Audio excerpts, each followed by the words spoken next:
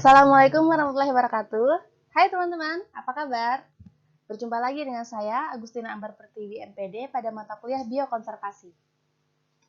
Video ini adalah video pembelajaran untuk pertemuan ke-6 dengan tema konservasi pada tingkat spesies dan populasi.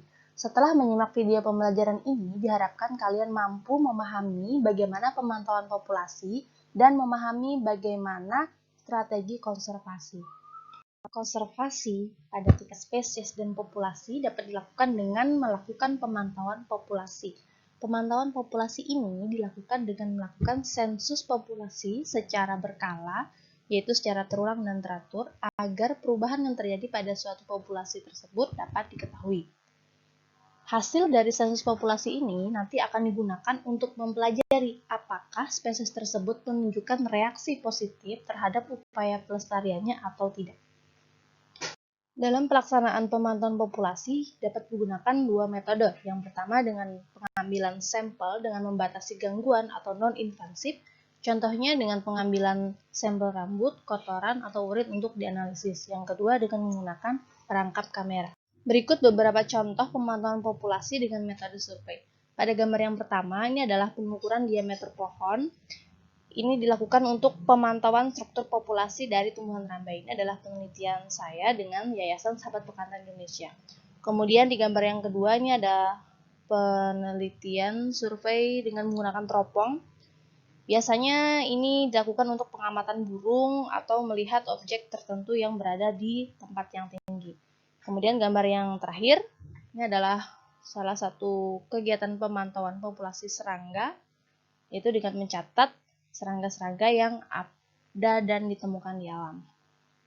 Metode pemantauan populasi selanjutnya yaitu dengan menggunakan kamera perangkap, di mana kamera perangkap ini diletakkan di tempat tersembunyi yang nantinya akan digunakan untuk memantau atau memvideo atau mendokumentasikan hewan-hewan yang ditargetkan. Pada gambar di bawahnya ini adalah hasil rekaman video dari hewan yang diperoleh dari kamera perangkap tadi. Metode pemantauan populasi terdiri dari 3. Yang pertama inventarisasi, yaitu penghitungan jumlah individu pada suatu populasi. Yang kedua survei populasi, yaitu perkiraan jumlah atau kepadatan suatu individu dalam suatu komunitas yang biasanya dilakukan dengan metode repeat sampling atau cuplikan. Dan yang terakhir demografi populasi. Demografi populasi ini adalah penelitian pada individu untuk memperoleh data kecepatan pertumbuhan, reproduksi maupun kelangsungan hidup populasi terkait. Penelitian demografi populasi ini biasanya dilanjutkan dengan analisis kelangsungan hidup atau Population Viability Analysis atau disingkat PVA untuk spesies yang terancam punah. Berikut merupakan contoh penelitian yang berkaitan dengan pemantauan populasi. Yang pertama, penelitian yang berkaitan dengan inventarisasi, yaitu inventarisasi famili Fabaceae di lingkungan Fakultas Tarbiyah dan Keguruan UIN Antasari Banjarmasin. Yang kedua, inventarisasi kupu-kupu di lingkungan Fakultas Tarbiyah dan Keguruan UIN Antasari Banjarmasin. Selanjutnya, contoh penelitian survei populasi. Ini ada struktur populasi rambai Soneratia cassiolaris sebagai pakan utama bekantan di Pulau Ciriak. Ini penelitian saya dengan tim Yayasan Sahabat Bekantan Indonesia. Yang kedua, penelitian tentang struktur populasi biawak Varanus salvator di kawasan hutan gelam Desa Tebing Rimbah, Baritokwal. Ini adalah penelitian dari teman saya. Jadi, kalian pun bisa melakukan penelitian pemantauan populasi di lingkungan kampus, dimulai dari misalnya populasi semut, kemudian kupu-kupu, burung, atau mungkin tumbuhan dari famili-famili tertentu. Maka itu sudah termasuk dalam penelitian pemantauan populasi. Dalam upaya konservasi tingkat spesies dan populasi, selain kita melakukan pemantauan populasi, kita juga perlu melakukan yang namanya strategi konservasi. Strategi konservasi yang secara umum dilakukan itu terdiri dari konservasi ex situ dan in situ. Strategi konservasi ex situ adalah perlindungan populasi dan komunitas alami di luar habitat alami masing-masing, yaitu biasanya diletakkan dalam suatu lingkungan yang dapat dipantau secara berkelanjutan, seperti kebun binatang, kemudian kebun raya, dan sebagainya. Sedangkan strategi konservasi in situ itu adalah perlindungan populasi dan komunitas alami di habitat alami masing-masing atau di habitat asalnya. Misalnya seperti konservasi badak bercula 1 yang terletak di Taman Nasional Ujung Kulon. Contoh lain strategi konservasi ex situ adalah taman safari, kebun binatang, kebun raya, kebun koleksi, dan sebagainya. Sedangkan untuk contoh lain dari strategi konservasi in situ adalah cagar alam, taman nasional, suaka marga satwa, dan lain sebagainya. Upaya konservasi ex situ dan in situ merupakan strategi konservasi yang saling melengkapi, di mana individu dari populasi ex situ dapat secara berkala dilepaskan ke alamnya untuk mendukung upaya pelestarian in situ. Contohnya di sini, bekantan hasil evakuasi yang dirawat di Bekantan Rescue Center Yayasan Sahabat Bekantan Indonesia, setelah mereka dirawat, kemudian mereka sehat dan siap dilepaskan ke alam, mereka akan dilepasliarkan kembali ke alam. Bekantan yang dirawat di Bekantan Rescue Center merupakan salah satu contoh dari upaya konservasi ex situ, karena bekantan diletakkan di dalam suatu lingkungan yang dipantau dan dijaga. Kemudian, ketika bekantan dilepas liarkan kembali ke alam, maka itu sudah termasuk bagian dari upaya konservasi in situ. Berikut beberapa contoh strategi konservasi ex situ. Yang pertama, kebun binatang. Di kebun binatang, hewan-hewan didatangkan dari habitat alaminya untuk diletakkan dalam suatu wadah, yaitu kebun binatang, di mana di sana mereka dipantau makannya, kesehatannya. Kemudian gambar sebelahnya adalah taman safari. Hewan-hewan di taman safari juga diambil dari habitat alaminya, kemudian diletakkan di taman safari untuk dikembangbiakan di situ. Lalu ada SeaWorld. SeaWorld adalah akuarium raksasa ya, yang memuat berbagai macam ikan. Jelas ikan-ikan tersebut diambil dari laut. Kemudian ada bekantan yang di kandang. Ini juga merupakan salah satu upaya konservasi ex situ. Berbeda dengan upaya konservasi ex situ yang mengambil satwa maupun tumbuhan dari habitat aslinya untuk diletakkan pada suatu tempat yang dipantau kondisinya. Strategi konservasi in situ tidak mengambil flora maupun fauna dari habitat alaminya, tetapi memelihara flora dan fauna pada habitat aslinya. Contohnya di sini ada konservasi badak bercula 1, yaitu di Taman Nasional Ujung Kulon. Jadi Taman Nasional Ujung Kulon itu memang habitat dari badak bercula 1. Kemudian Taman Nasional Komodo. Taman Nasional Komodo merupakan area konservasi komodo yang memang ada di sana. Jadi komodo tidak dipindahkan dari habitat alaminya, tetapi dilindungi di habitat asalnya. Lalu juga ada Suaka Marga Satwa Padang Sugihan di Sumatera. Ini adalah kawasan konservasi gajah yang memang tinggal di situ. Dan juga ada Taman Nasional Bromo Tengger Semeru. Taman nasional ini melindungi semua flora dan fauna yang ada di dalamnya. Berdasarkan banyaknya kasus-kasus yang mengancam kepunahan flora dan fauna, IUCN atau the International Union for Conservation of Nature dan WCMC World Conservation Monitoring Center mengkategorikan status konservasi menjadi 10. Yaitu yang pertama ada status punah atau extinct. Spesies yang termasuk dalam kategori punah adalah spesies yang telah punah. Artinya tidak dapat ditemukan lagi dimanapun. Contohnya dinosaurus. Kemudian yang kedua, punah di alam atau extinct in the wild. Artinya spesies ini hanya ditemukan di penangkaran atau di luar dari sebaran aslinya. Dia tidak ditemukan lagi di alam karena tidak memungkinkan spesies tersebut untuk tinggal di alam. Oleh karena itu, spesies itu harus ditempatkan pada penangkaran atau kebun binatang yang sudah dikondisikan untuk mensupport kehidupannya.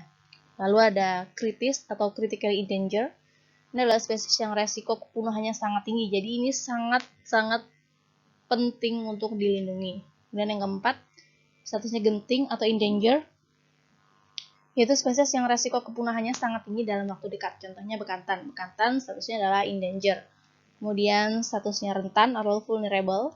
Ini adalah spesies yang resiko kepunahannya dalam jangka menengah. Artinya dia terancam punah tetapi masih dalam jangka menengah. Jadi tidak terlalu genting. Kemudian yang keenam, tergantung upaya konservasi atau conservation dependent. Spesies ini tidak terancam punah, tetapi keberlangsungan hidupnya tergantung pada upaya konservasi. Jadi kalau upaya konservasinya baik, maka keberlangsungan hidup spesies ini akan terjaga. Tetapi jika upaya konservasinya buruk, maka spesies ini bisa naik statusnya menjadi rentan, bahkan bisa menjadi endangered atau critically endangered. Lalu yang ketujuh, status konservasi nyaris atau mendekati terancam punah atau near threatened, di mana spesies ini mendekati kategori rentan namun tidak terancam punah. Artinya spesies ini masih banyak ditemukan di alam. Lalu yang kedelapan, status konservasi kekhawatiran minimal atau least concern, di mana spesies ini tidak terancam kepunahan maupun kategori nyaris terancam. Jadi untuk spesies-spesies yang termasuk kategori least concern ini adalah spesies yang masih banyak ditemukan dan aman-aman saja.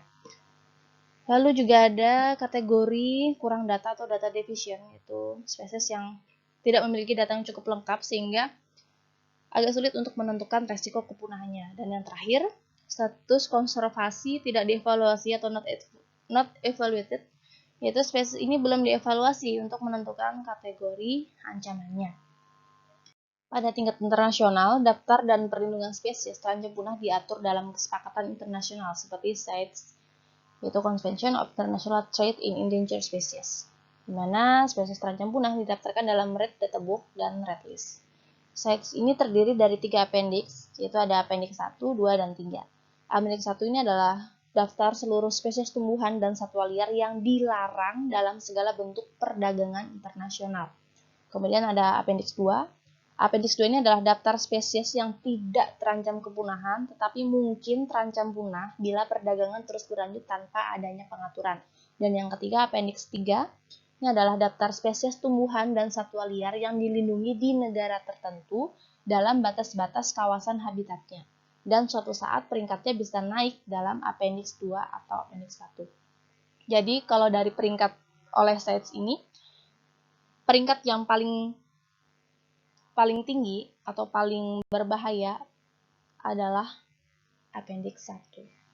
Jadi untuk satwa maupun tumbuhan yang termasuk dalam appendix 1, jangan sekali-kali kalian memperdagangkannya, karena tentu hukumannya selain kurungan juga dalam bentuk denda berupa uang yang tidak sedikit.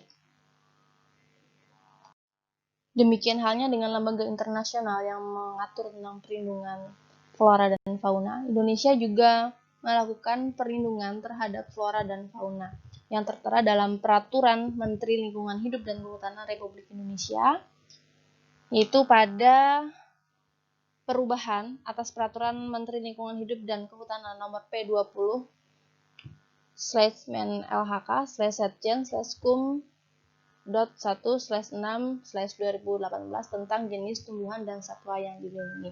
Jadi yang berlaku peraturan menterinya adalah yang nomor P-19-Menl-HK/Kum.1/8/2018. Berikut merupakan contoh jenis tumbuhan dan hewan yang dilindungi dalam Peraturan Menteri nomor P92. Ini ada perantan Natalis larvatus, kemudian ada Macaca tonkeana, monyet boti, ada lutung suri Presbys comata, kemudian ada Presbytis natune, kekah, dan juga ada Presbytis rubicunda atau lutung merah. Selain ini masih banyak ya, nanti bisa kalian baca sendiri di peraturan menterinya. Untuk tumbuhan ini ada beberapa yang saya ambil, yaitu yang pertama dari Araceae. Untuk Araceae ini ada Amorphopalus titanum, bunga bangkai raksasa. Kemudian dari Araucariaceae ada Agathis bornensis dan Agathis labillardierae, ini damar-damaran. Dan dari Arecaceae ada Caryotano, palem ekor ikan, dan Borasodendron bornense atau bindang. Yang lain silahkan kalian baca sendiri jenis tumbuhan dan satwa yang dilindungi. Demikian pemaparan materi tentang konservasi pada tingkat spesies dan populasi, khususnya pada materi pemantauan populasi dan strategi konservasi. Semoga dengan kita semua mengetahui bagaimana cara pemantauan populasi dan strategi konservasi, kita bisa berperan aktif turut membantu pemerintah untuk melakukan upaya pelestarian terhadap flora dan fauna yang ada di bumi tercinta. Demikian, terima kasih. Semoga bermanfaat. Wassalamualaikum warahmatullahi wabarakatuh. Salam konservasi.